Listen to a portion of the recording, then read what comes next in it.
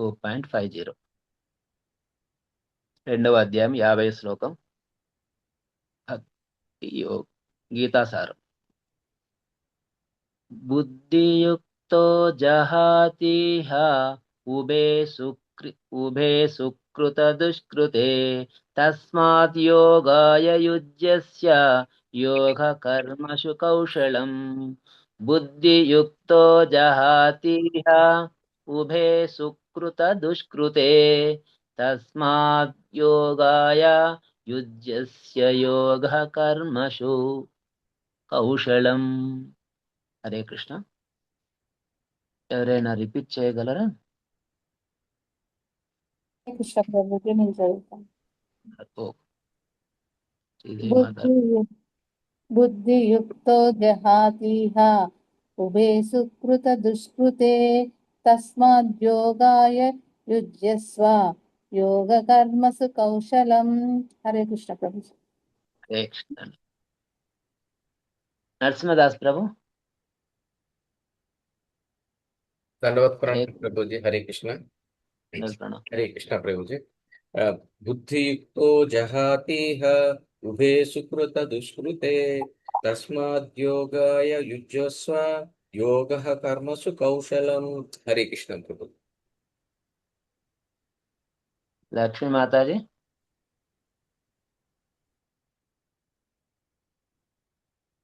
హరే కృష్ణ ప్రభుజీ. దండాత్ ప్రణామ్. హరే కృష్ణ. బాగున్నారా? బాగున్నాం ప్రభుజీ. హరే కృష్ణ. బుద్ధియుక్తో జహాతిహ ఉభే సుకృత దుష్కృతే తస్మాత్ యోగాయ యుజ్యస్వ యోగ కర్మషు కౌశలం. హరే కృష్ణ ప్రభుజీ. సోమిశెట్టి జయశ్రీ మాతాజీ. హరే కృష్ణ ప్రభుజీ. దండాత్ ప్రణామ్. బుద్ధియుక్తో జహాతిహ ఉభే సుకృత దృష్టుతే తస్మాద్యోగాయ యుజ్యస్వ యోగ కర్మసు కౌశలం. హరే కృష్ణ ప్రభుజీ. శ్రీనివాస్ ప్రభు. హరే కృష్ణ ప్రభు. దండాత్ ప్రణామ్.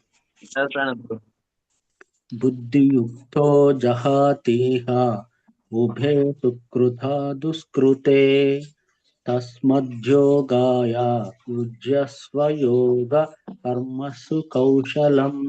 హరే హరే.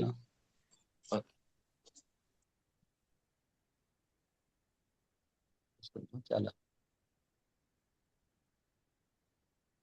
ఒక్కరు ఎవరైనా సూర్యలేఖ మాతాజీ అనువాదం చదవండి మాతాజీ. హరే కృష్ణ ప్రభుజీ. భక్తియుక్త సేవయందు నిముక్తుడైన వాడు ఈ జన్మమునందే సుకృత దుష్కృత ఫలముల నుండి విముక్తుడగును. అందుచే సర్వకర్మల ఎందలి నేర్పు అయినటువంటి ఆ యోగము కొరకు యత్నింపుము.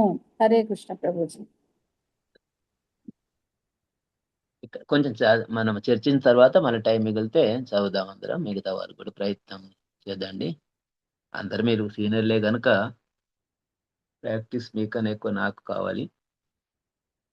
ఇక్కడ బుద్ధియుక్తో జహాతి ఇహ ఉభే సుకృత దుష్కృతే తస్మాత్ యోగాయ యుజ్యస్య యోగ కర్మషు కౌశలం. ఇక్కడ మనకు బుద్ధి యోగం అనేది లాస్ట్ 2-3 శ్లోకాల నుంచి మనము చర్చిస్తూనే దాని ప్రస్తావన వస్తూనే ఉంది. ఇక మనకి ఇక్కడ కొత్త పదం ఏంటి? జహాతి. జహాతి అనేది తొలగించుకుంటాడు, వదులుకుంటాడు, విముక్తుడవుతాడు అన్నది. ఈహ అంటే ఇక్కడనే అంటే ఈ జన్మకి అని అర్థం. ఉభే రెండింటి సుకృతే దుష్కృతే. ఇక్కడ సుకృతి దుష్కృతి అనే 2 పదాల నుంచి మీకు సుపరిచితమైన పదాలు ఇవి. సుకృతి దుష్కృతి ఇవి మళ్ళీ కర్మకు రిలేటెడ్ ఇవి. తస్మాద్ యోగాయ అలాంటి యోగంకు యుజ్యస్య యోగ కర్మషు కౌశలం. ఇక్కడ పరమాత్మ సుకృతి దుష్కృతి అనే పదాలను రెండింటిని మళ్ళీ ఇక్కడ ఫస్టే చెబుతూ దీనికి వివరణగా మనకు 7th చాప్టర్లో వివరిస్తుంటాడు. ఒక్కొక్క పదానికి ఒక్కొక్క శ్లోకమే ఉంది అక్కడ. హరే కృష్ణ మాతాజీ ప్రభుశీస్. సుకృతి దుష్కృతి అని రెండిటికి 2 శ్లోకాలు ఉన్నాయి సపరేట్ గా. అంటే 2వ చాప్టర్ లో ఉన్న ప్రతి శ్లోకానికి మిగతా వివరణలన్నీ మిగతా 2, 3 నుంచి 18 వరకు అన్ని చాప్టర్లు వాటికి అనుబంధంలాగా పరిగణించుతారు. అందుకే దీని ద జిట్ ఆఫ్ గీత, భగవద్గీత యొక్క సారాంశమును గీతా సారం అని పౌర్పాదుల వారు దీని పేరు పెట్టారు. న్యాయంగా సాంఖ్యయోగం అని మిగతా గ్రంథాల్లో ఉన్న, ఇక్కడ మాత్రం మనం యథాతథంలో దీని గీతాసారం. గీతాసారం మొత్తం దీని సారాంశం అంతా ఈ 2వ చాప్టర్లోనే ఉంది. ప్రతి చాప్టర్ ప్రతి అంశం ఇక్కడ టచ్ అవుతుంటది. మనకు భక్తి యోగం టచ్ అవుతుంటది, మనకు జ్ఞానయోగం టచ్ అవుతుంటది, ఇక్కడ కర్మయోగం టచ్ అవుతుంటది. ఇక్కడ సుకృతి దుష్కృతి. దుష్కృతి అనే పదానికి ఎవరన్నా రెఫరెన్స్ చెప్పగలరా? నమాం దుష్కృతినో మూఢా ప్రపద్యంతే నరాధమా మాయాపురుత జ్ఞానం ఆసురం భావమాశ్రిత అని పరమాత్మ ఎవరైతే దుష్కృతాలు చేస్తుంటారు, 4 రకాల దుష్కృతులు కలిగిన వాళ్ళు ఉన్నారు. నమాం దుష్కృతినో మూఢ మూఢుడు, ప్రపద్యంతే నరాధమ నరాధముడు, ఆసురం ఆసురుడు, భావమాశ్రిత ఈ అజ్ఞానమైనటువంటి మొండిగా వాదించేటి దేవుడు లేడు అని నాస్తికవాదం వాదులు, అసురభావం కలిగిన వాళ్ళు, నరాధములు, మూఢులు. వీళ్ళు ఎట్టి పరిస్థితిలో భగవంతుణ్ణి స్మరణ చేయలేరు, భగవంతుని ఆధిపత్యాన్ని అంగీకరించలేరు, భగవంతుని యొక్క విశిష్టతను గుర్తించలేరు. ఆ గుర్తించకపోవడం వల్ల ఏమవుతుంది? ఇప్పుడు మనకున్న ప్రస్తావన ఏమిటి?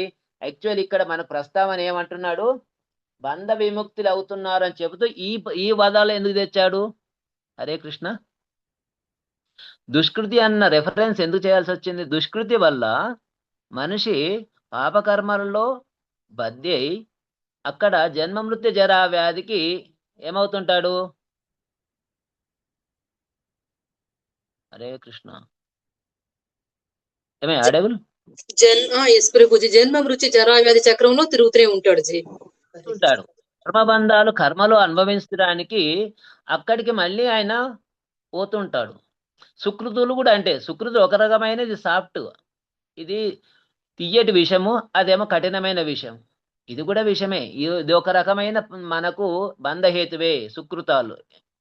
సుకృతాలు అనేటివి ఉండడం వల్ల భగవంతుని సాన్నిధ్యం చేరడానికి అవకాశం ఉంటుంది. ఎస్, చతుర్విధ భజంతే మా. హరే కృష్ణ. ఎన్ని చతుర్వేదే భజంతే మా 7.16 భజంతే మా సుకృతినో అర్జున అర్థో జిజ్ఞాసు అర్థాతి జ్ఞానించ భరతర్షభ అన్నాడు. అర్థ జిజ్ఞాసి అర్థార్థి జ్ఞాని ఈ 4 కూడా సుకృతం ఉండడం వల్ల నన్ను భజన చేయడానికి, నన్ను స్తుతించడానికి, నన్ను గుర్తించడానికి, నన్ను ఆరాధించడానికి అర్హులు అవుతారు అన్న. ఇక్కడ అర్థం అనేది బాధలో ఉన్నవాడు అర్థాడు. ఆ బాధ తీరడానికి కొరకు ఒక కర్మహేతువు ఫలహేతువును పెట్టుకొని చేసేవాడు.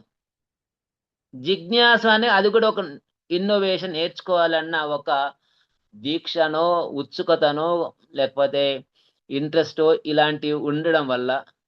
అర్థార్థి అంటే పూర్తిగా ధన సంపాదన, భౌతికమైనటువంటి కోరికలు నెరవేర్చుకోవడానికి. ఇక జ్ఞాని అనేవాడు కూడా ఉంటాడు. జ్ఞానిలో కూడా పొరపాటు పడే అవకాశం ఎక్కడ ఉందంటే, జ్ఞాని కూడా బంధహేతువు ఎందుకు అవుతుంది అంటే, జ్ఞాని అన్నప్పుడు దానికి తోడే కొంచెమంతా మనకు అహంకారం పెరిగిందా, లేకపోతే తన మీద తనకు గొప్పతనం అనేది వచ్చిందంటే పరమాత్మను పెట్టబుద్ధి వస్తుంటది. పరమాత్మను పక్కకు పెట్టిన వాడు ఇంకా బంధహేతువికే అవుతాడు. కర్మలు ఎలా ఉండాలని చెప్పుకుంటున్నాడు. మళ్ళీ కర్మలు అనేటి ఎలా ఉండాలి అంటే, కర్మ వికర్మ మాకు ఇవి 2 కూడా. కర్మలు అనేది సాధారణంగా మనకు శాస్త్రబద్ధమైనటువంటి చేయడానికి మనకు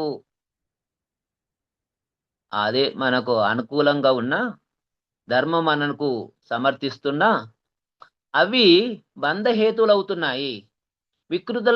వికర్మ అనేది పూర్తిగా వ్యతిరేకమైనటువంటి కర్మలు. నిష్కామ కర్మ కావాలి. నిష్కామ కర్మ అంటే పని చేస్తూ ఎలాంటి ఆ ఫలాన్ని ఆశించకుండా, నిజంగా చెప్పాలంటే ఫలం ఏదైనా సరే పని చేయాలి. 2.47లో పరమాత్మ మనకు చెప్పింది అదే, కర్మణ్యేవాధికారస్తే మాం ఫలేషు కదాచన. ఇక్కడ కర్మ వద్దు అని కాదు, కర్మ ఏదైనా సరే దాని మీద నువ్వు పట్టించుకోకు అనేది పరమాత్మ. నిజమే. ఇక్కడ అర్జునుకి చెప్తాడు బుద్ధియుక్తో, బుద్ధి అనే పదం కూడా వాడుతున్నాడు పరమాత్మ. ఎంత బుద్ధిగా చెప్తున్నాడు. కొంచెం బుద్ధి ఉన్నవాడైతే, ఏమైనా బుద్ధి ఉందా నీకు ఈ పని చేస్తున్నావు అంటారు. అంటే ఏ సందర్భంలో వాడుతుంటాం మనము ఈ పదాన్ని? హరే కృష్ణ. జనరల్ గా తక్కువ పనులు చేసినప్పుడు బుద్ధి తక్కువ పనులు అంటే ఏంటి? చేయాల్సిన పని చేయవలసిన విధంగా చేయరాని పనులు చేస్తే. గుడ్. హరే కృష్ణ మాత దండం. చేయాల్సిన పని చేయాల్సిన విధంగా చేయకుండా మరో విధంగా చేస్తే అంటే వాస్తవంగా దాన్ని బుద్ధిహీనత అంటారు. అలాంటి వాటికి బుద్ధి ఉన్నదా అన్నది మందలించడానికి పెద్దవాళ్ళు మనం వాడుతుంటాం. కానీ ఇక్కడ గీతా రెఫరెన్స్ కూడా ప్రత్యేక అదే కాంటెక్స్ట్ మనం వాడుకోవచ్చు. కానీ కొంచెం ఉన్నతంగా ఆలోచించాల్సింది ఏంటి, ఇక్కడ మనము మామూలుగా చేసే పని కాదు. ఇక్కడ ఈయన జన్మ మృత్యు జరా వ్యాధికి దాటడానికి ఆలోచిస్తూ జ్ఞాన హితోపదేశం చేస్తున్నటువంటి పరమాత్మ ఉద్దేశం. ఇక్కడ ఆత్మజ్ఞానం చెప్తున్నాడు పరమాత్మ. ఆత్మజ్ఞానం చెప్తూ బుద్ధియుక్తో, మనిషి చేయాల్సిన బుద్ధిమైన పని ఏమిటి? నన్ను క్షమించండి, మనకు అసలు మన బుద్ధి ఏంటి? మన బుద్ధి ఏం చేయాలి? మన పర్పస్ ఏమిటి? మన జీవితం యొక్క గమ్యం ఏమిటి? భగవంతుని చేరడము. భగవంతుని చేరడానికి ఏకైక లక్ష్య సాధనము. దానికన్నా ముందు మన కెపాసిటీ ఏమిటి? మన అర్హత ఏమిటి? దాసులు. హరిదాసులం అన్న పదాన్ని మనం ఎప్పుడూ నెమరు వేస్తూనే ఉండాలి. ప్రతిసారి రిపీట్ చేసుకోవాలి. ఇది దాసుని అన్న కాన్సెప్ట్ ఎప్పుడైనా నీ బుర్రలో వెలిగిందా? నీ బుర్రలో జీర్ణమైందా? నీ బుర్రలో ఇంకిందా? నీకు వంట పడితే దాసుడివి అన్నప్పుడు నీకు రెస్పాన్సిబిలిటీ ఎక్కువ ఉంటుంది తప్ప అధికారం అనేది తగ్గుతుంటది. దాసరికంలో యజమాని ఎవరిక్కడ? పరమాత్మని యజమానిగా. మనం కేవలము జీవేర నిత్య కృష్ణదాస్. నిత్య కృష్ణదాస్ అనే పనికి చేయకుండా నేనే రాజును, నేనే వీరుని, నేనే పండితుని, నేనే వీరుని, బలవంతుని అని నేను ఈ నేను అనేది అహంకారంలో మనిషి మర్చిపోతున్నాడు. కనుక ఇక్కడ కృష్ణ అర్జునికి హితోపదేశం చేస్తున్నంటే బుద్ధియుక్తో జహాతి. ఆ బుద్ధియుక్తంలోగిన ఉంటే, నీవు భగవత్ చైతన్యంలో ఉంటే, కృష్ణ చైతన్యంలో ఉంటే జహాతి విడుదల పొందుతావు. దేని నుంచి విడుదల పొందుతావు? ఉభయో అన్నాడు. ఉభయో అంటే రెండింటిని. ఏ రెండింటిని? సుకృత దుష్కృత. చెడ్డవాటి ఫలాలు గాని మంచి ఫలాలు గాని ఏవి వద్దు బాబు, నాకు అకౌంటే వద్దు. నేను వచ్చింది 2 చేతులతో వచ్చాను, 2 ఎంటీ హ్యాండ్స్ తోనే పోతున్నాను. హరే కృష్ణ. శవాన్ని సాధారణంగా తీసుకుపోయేటప్పుడు చేతులు పైకే పెడతారు. ఎందుకని పెడతారు అది? ఎందుకని పెడతారు అది? ఏమి తీసుకుపోలేదు, వెళ్ళేటప్పుడు ఏమి తీసుకెళ్ళము అని. తీసుకుపోతలేను బాబు చూడండి రా నాయన అని మనకి హితోబోధ చేస్తుంటారు. కర్మ చేసే తల్లిదండ్రులు, సరే చనిపోయిన తల్లిదండ్రులు అంటే జనరల్గా పెద్దవాళ్ళు చేస్తారని అనుకుంటాం కనుక ఆ పెద్దవాళ్ళు చనిపోయిన వాళ్ళు పెద్దలు అనుకుంటే ఉన్న వాళ్ళు కర్మ చేసే వాళ్ళకు ఒరేయ్ నేను ఎంత చేసినా నేను తీసుకుపోయేది ఓన్లీ ఎంటీ హ్యాండ్స్, అంటే తీసుకుపోయేది ఏమి లేదు అని చెప్తూనే ఉన్నాం. అయినా వాటి బంధాలకు మనం హేతు అవుతున్నాం. ఇక్కడ సుకృత దుష్కృత రెండింటిని కూడా ఆ రెండింటి నుండి విముక్తి పొందుతావు. ఎలా పొందుతావు అంటే ఇప్పుడు మన ప్రశ్న అసలు పొందుతావు అని పరమాత్మ అన్నాడు. విల్ టేక్ ఇట్ గ్రాంటెడ్, తీసుకుందాం. మనము ఇప్పుడు ట్రైనింగ్లో లేదా సాధనలో ఉన్నాం కనుక సాధకులకు మనకు నిజంగా అర్థం కావాలంటే ఎలా ఎలా సాధ్యమవుతుంది? నిజం భక్తిలో ఉంటే ఎలా సాధ్యమవుతుంది చెప్పండి? హరే కృష్ణ. భక్తిలో ఉంటే సుకృతి దుష్కృతి రెండింటి నుంచి కూడా మనం విముక్తి పొందుతాము అని పరమాత్మ చెప్పాడు. నమ్ముదాం. I accept. But I ask question, నేను అడుగుతుంది ఏంటంటే ఎలా మనం తెలుసుకోవాలా లేదా? దయచేసి వినండి. మనము ఎలా విముక్తి పొందుతామనేది మనకు అర్థం కావానా వద్దా? First yes Prabhuji yes Prabhuji అర్థమవుతాం yes Prabhuji అదైతే తప్ప గుడ్డిగా నమ్మము. భక్తి అనేది జ్ఞాన సహితమైన భక్తి కావాలి. జ్ఞానం లేని భక్తి మూఢత్వాన్ని పెంచుతుంది. భక్తి లేని జ్ఞానము అహంకారాన్ని పెంచుతుంది. ఈ రెండు వద్దు మనకు. జ్ఞానం కలిగిన భక్తి కావాలి. భక్తిలో మూఢంగా పెంచడం కాదు, భక్తి ఉండని. ఎస్, ఇప్పుడు నేను అడిగిన క్వశ్చన్ ఏంటంటే ఈ భక్తియుక్త సేవ అనేది మనం రోజు చేస్తున్న సేవ అనేది మనని ఎలా బంధహేతువులను చేస్తుంది? కొంచెం విపురీకరిస్తే ఎలా చేస్తుంది? ఎవరైనా రెస్పాండ్.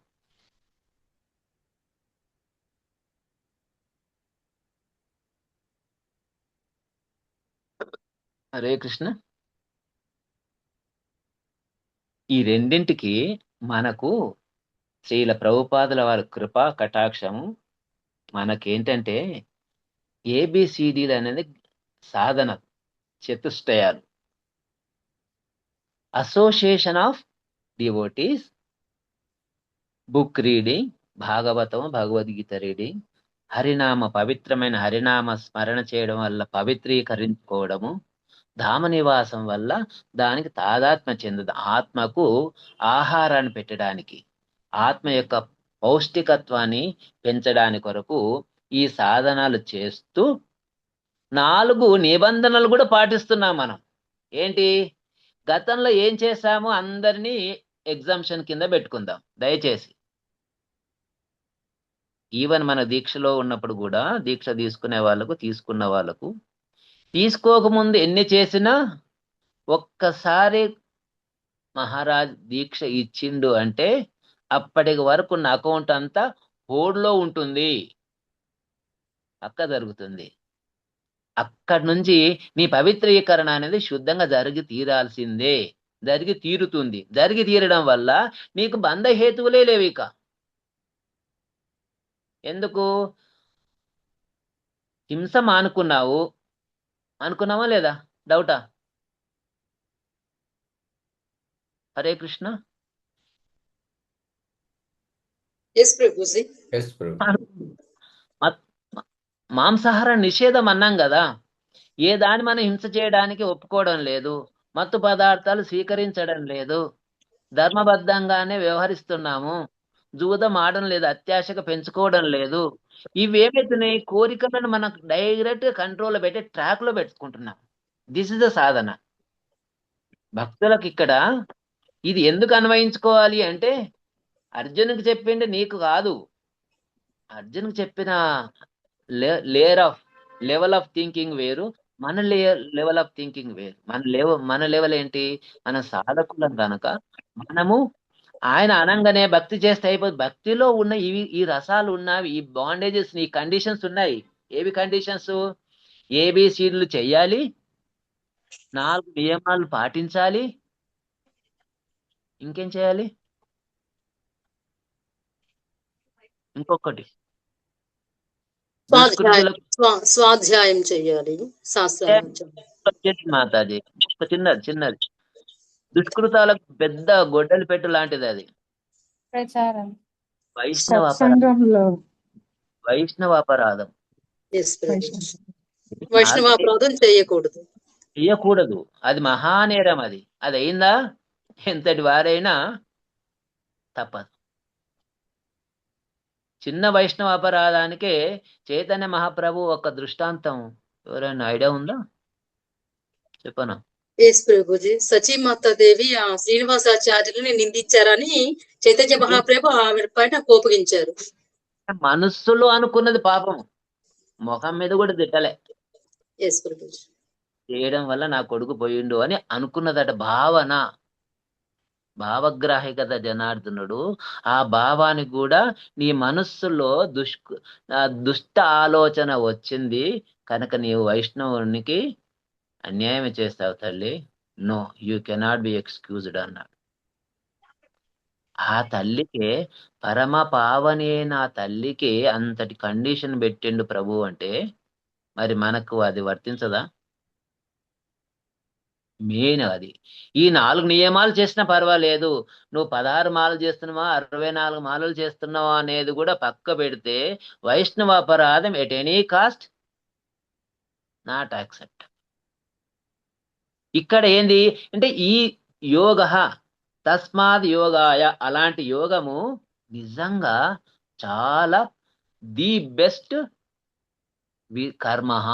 కర్మల్లో చాలా బెస్ట్ అయినటువంటి యోగం ఇది. ఈ భక్తియుక్త సేవ అనేది కర్మ చేసే దానిలో మంచి కౌశలము నేర్పరిగలిగినటువంటి విధానము అని కృష్ణ మనకు సెలవిచ్చాడు ఇక్కడ. నిజంగా అది నేర్పగలిగింది, చతురత కలిగింది, చాలా లాభకరమైందా కాదా? ఇప్పుడు ఆలోచించండి. జన్మ మృత్యు జరావ్యాధికి దాటాలి అంటే, ఇది భవసాగరం దాటాలి అంటే సామాన్య మానవునికి సాధ్యమైన పని కాదు. యజ్ఞ యాగాదులు మనతోని కావు. దీనికి చైతన్య మహాప్రభు కృప, ప్రభుపాదుల వాళ్ళ మెర్సి, దయ, అపారమైన కరుణ వల్ల మనకు ఏం పంచారు? పావనమైనటువంటి హరినామాన్ని ఉచితంగా ఇచ్చారు. హరినామం వల్ల ఏమైతుంది? భవసాగరం దాటడానికి ఇది ఒకటే ఒక నావ. హరేర్ నామైవ హరేర్ నామైవ హరేర్ నామైవ కేవలం గతిరన్యద. హరేర్ నామం అనేది ఒకటే కనుక అలాంటిది ఇచ్చినంత మాత్రాన అది ఒకటి చేసుకుంటూ కూర్చుంటే అయిపోతుందని కాదు. అదొక చేస్తూ, స్వాధ్యాయం చేస్తూ, అసోసియేషన్ చేస్తూ గినపోతే మనకు భవసాగరం దాటడానికి ది బెస్ట్ మెథడ్ ఆఫ్ బుద్ధి యోగం ఇది. బుద్ధి ఉన్నవాడు చేయవలసినటువంటి ఇది ఒకటే యోగం అట. బుద్ధి ఉన్నవాడంటే అంటే మనము నిజంగానే ఫలితం పొందాలి, ఈ జన్మ యొక్క మంచి బెనిఫిట్ పొందాలి, మంచి ఫలితాన్ని ఆస్వాదించాలి అనుకుంటే, అనుభవించాలి అనుకుంటే అదొక్కటే మార్గం అని స్వయంగా కృష్ణ చెప్తాడు. ఇది మనము కొంచెం రెఫరెన్స్ గా రెడ్ విత్ చాప్టర్ 12 భక్తి యోగం చాప్టర్ కూడా చదివితే పూర్తిగా ఇదే ఉంటుంది. 12 శ్లోకాస్ ఒక్కటే కంటిన్యూగా వెళ్తాడు. నీవు నియమాలు పాటించు, నియమాలు పాటించడం వీలు కాకపోతే కనీసము నీ సరెండర్గా, కర్మగా అవన్నీ ఫలితాలు నాకు వదిలేసి నేను చూసుకుంటానన్నాడే. ఇక్కడ భక్తి యోగం అనేది మనకు చాలా చాలా చాలా విలువైనటువంటి విధానము మరియు లాభకరమైనటువంటి విధానం, కౌశలం, నేర్పగలిగినటువంటి కర్మ యోగం ఇది. హరే కృష్ణ. కనుక దీని పాటించు అర్జున అన్నాడు. ఎందుకు? అర్జునుడు అప్పటికే చిన్న సంశయంలో మాకు అయ్యా అయ్యా జీతం ఇచ్చినావా? జీతం ఇచ్చేసినావా అప్పుడే? మాకు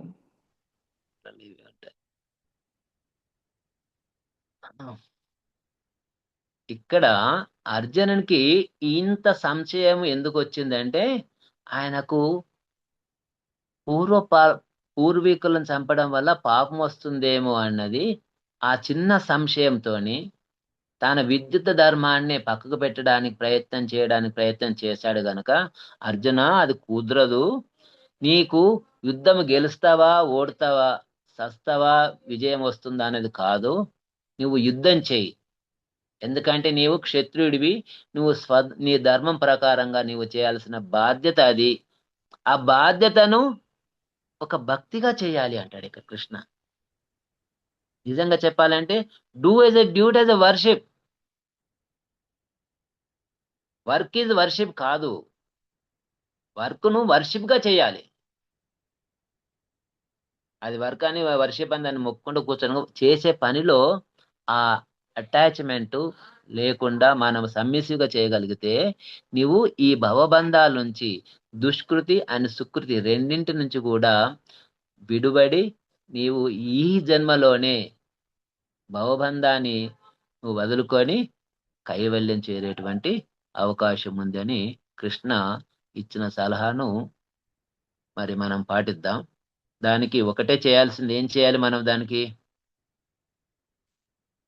హరే కృష్ణ. దానికి చేయాల్సిన పని ఏంటి? సింపుల్ పని. సతతంగా భక్తియుక్త సేవ, నిత్యయుక్త సేవ. ఏబీసీలు చేయాల్సిందే. 4 నియమాలను పాటించాలి. 4 నియమాలు పాటించడం వల్ల ఏబిసిడిలో మనము తప్పుకునే డీరేల్ అయ్యే అవకాశం ఉండదు, దారి తప్పే అవకాశం ఉండదు. ఎందుకంటే మనిషి పుట్టుకతో జీవి అనేకి ఇవి అనేక వాతావరణంలో అటువంటి సహవాస దోషాలు వస్తుంటాయి కనుక మన వాసనే భక్తుల సాంగత్యంలో ఉండాలి. భక్తుల సాంగత్యము లేదు అన్నప్పుడు అక్కడి నుంచి మనం చేయాల్సిన మొట్టమొదటి పని అయితే మౌనంగా ఉండడం, లేకపోతే వీలైతే తప్పుకోవడం. అలా చేయడమే. అంటే ఇక్కడ మనము కాకుల మధ్య ఉన్నటువంటి మన స్థితి, ఒక కొంగ కాకుల మధ్య ఉంటే బతకలేదు కనుక దాని వాసానికి అది వెళ్ళాల్సి ఉంటుంది. ఇక్కడ మనం చేయాల్సింది అనేక కామ్యకర్మలో యుక్తమైనటువంటి మనుషుల మధ్య బతుకుతున్నాం గనక ఈ కామ్యకర్మలో ఉన్నటువంటి వాళ్ళ ఆలోచనలన్నీ భౌతికపరమైనటువంటి ఆలోచనలు ఉంటాయి. భౌతికపరమైన ఆలోచనలన్నీ బంధహేతువులు అవుతాయి.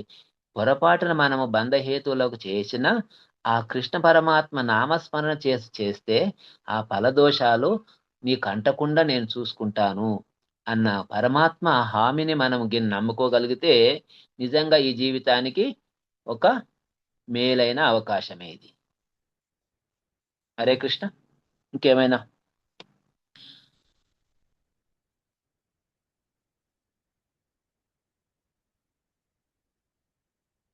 ఎస్,